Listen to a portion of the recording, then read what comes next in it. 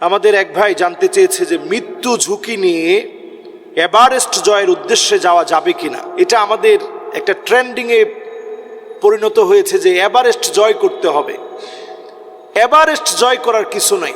কোরআনুল কারীমে আল্লাহ রাব্বুল আলামিন স্পষ্ট আয়াত নাজিল করে জানিয়ে দিলেন, ওয়ালা তুলকু বিআইদিকুম ইলা তাহলুকা, ধ্বংসের দিকে তোমরা তোমাদের নিজেদেরকে ঠেলে দিও না। আপনি যদি বর্তমান নিউজগুলো দেখেন, পৃথিবীর সর্বোচ্চ পর্বত শৃঙ্গ হচ্ছে মাউন্ট এভারেস্ট। এভারেস্ট জয়কে পৃথিবী জয়ের সাথে তুলনা করা হয়। এটা খুব বেশি দিন ধরে না, অল্প কিছুদিন ধরে এই ট্রেন্ডিং, এই ট্রেডিশন আমাদের মধ্যে চলে আসছে যে এভারেস্ট জয় করতে হবে। আমাদের বাংলাদেশেরও 6 জন এভারেস্ট বিজয়ী আছে যারা এভারেস্টকে জয় করেছে। আপনি যদি একটু চিন্তা করেন আপনি অবাক হয়ে যাবেন, মানুষ আমরা কতটা বিবেকহীন হয়েছি। এভারেস্টের চূড়ায় যারা যেতে চায়,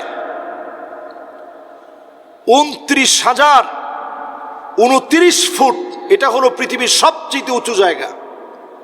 29,029 ফুট উপরে আপনি চিন্তা করেন, এই জায়গাটা আপনি পাড়ি দিবেন,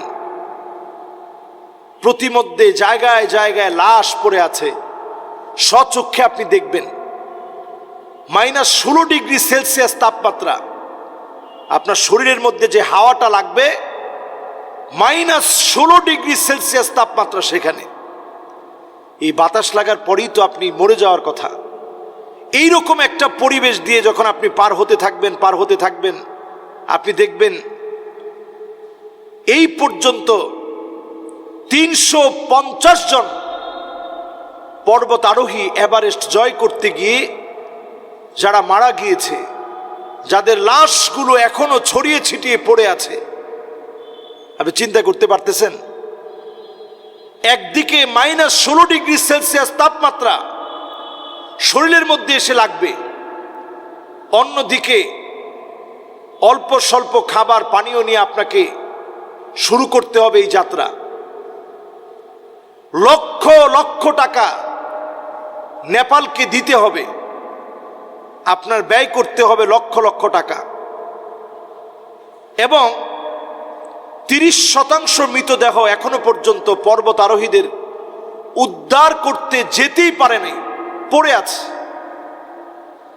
প্রতিনিয়ত সেখানে মানুষ মারা যাচ্ছে।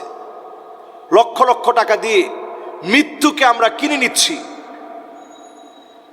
সব মিলিয়ে একজন মানুষ ওই পর্বত আরোহণ করতে গিয়ে শুধু টিকিট কাটতে হচ্ছে তাকে লক্ষ লক্ষ টাকা খরচ করে। একটা মানুষ যখনই নাম নিবে যে আমি এভারেস্ট জয় করব, তাকে মিনিমাম 60 লক্ষ থেকে 70 লক্ষ টাকা গুনতে হবে। এটা গুনার পরে আপনার লাভটা কি? যে 6 জন বাংলাদেশি এভারেস্টকে জয় করেছে, লাল সবুজের পতাকাকে সেখানে গিয়ে স্থাপন করেছে, বাংলাদেশের জন্য কি অর্জন হয়েছে আমাকে একটু বলেন। বাংলাদেশের কে তাদেরকে চিনে, কে তাদের নাম জানে, কে তাদেরকে স্মরণে রাখছে?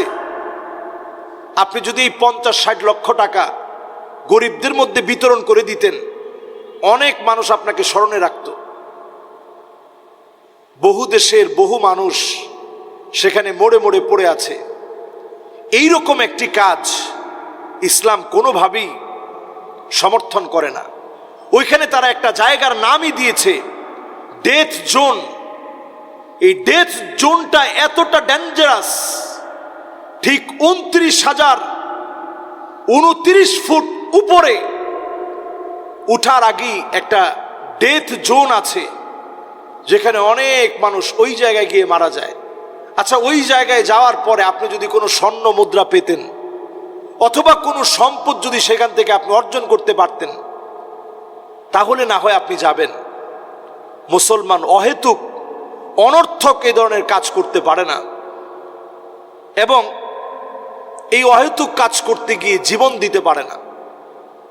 এই এভারেস্ট বিজয় ওই সমস্ত মানুষের আগ্রহ হতে পারে যাদের কোনো ধর্ম, কর্ম, সমাজ, পরিবার কিছুই নেই, যারা জীবনের ব্যাপারে হতাশাগ্রস্ত, যারা এমনিতে আত্মহত্যা করে জীবন দিতে চাচ্ছিল, এরা হয়তো এই ধরনের এভারেস্ট জয় এগুলা তাদের কাঙ্ক্ষিত লক্ষ্য হতে পারে, মুসলমানের লক্ষ্য এগুলা হতে পারে না।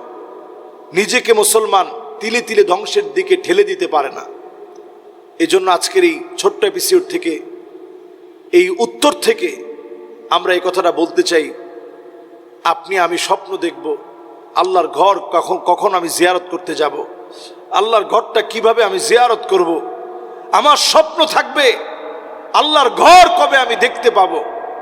এগুলো স্বপ্ন নিয়ে মুসলমান আগানো উচিত। মুসলমান তার স্বপ্নে, তার কল্পনায় বাইতুল্লাহকে কল্পনায় রাখবে, মদিনাতুল মুনাওয়ারাকে কল্পনায় রাখবে।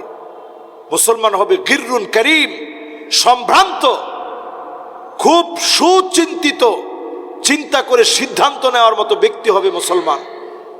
একটি গর্তে মুসলমান দ্বিতীয়বার কখনো সাপের সবল খেতে পারে না, আঘাতপ্রাপ্ত হতে পারে না। এজন্য মুসলমান এইরকম দৃশ্য যখন দেখবে, যেখানে এখনো উদ্ধার করা হয় নাই 200টির উপরে মৃতদেহ এখনো পর্যন্ত ছড়িয়ে ছিটিয়ে পড়ে আছে, যেহেতু প্রচণ্ড ঠান্ডা, সেখানে -16 ডিগ্রি সেলসিয়াস তাপমাত্রা, এই তাপমাত্রায় মৃতদেহ কিচ্ছু হয় না, মৃতদেহ মনে হয় একটু শুয়ে রেস্ট নিচ্ছে। এরকম মানুষগুলা দেখার পরেও একটা মানুষের হাত পা চলে কেমনে? হিম শীতল ঠান্ডা বাতাস, পৃথিবীর সবচেয়ে উঁচু জায়গা, ওই জায়গায় আপনার যাওয়ার কোনো প্রয়োজন নেই। আপনি এমন কোনো কাজ করবেন না যেটা আপনার জীবনের ঝুঁকি আছে। এগুলো অনেক সময় প্রকারান্তরে আত্মহত্যার শামিল হয়ে যাবে। আল্লাহ আমাদেরকে বোঝার তৌফিক দান করুক। আসসালামু আলাইকুম ওয়া রাহমাতুল্লাহি ওয়া বারাকাতুহু।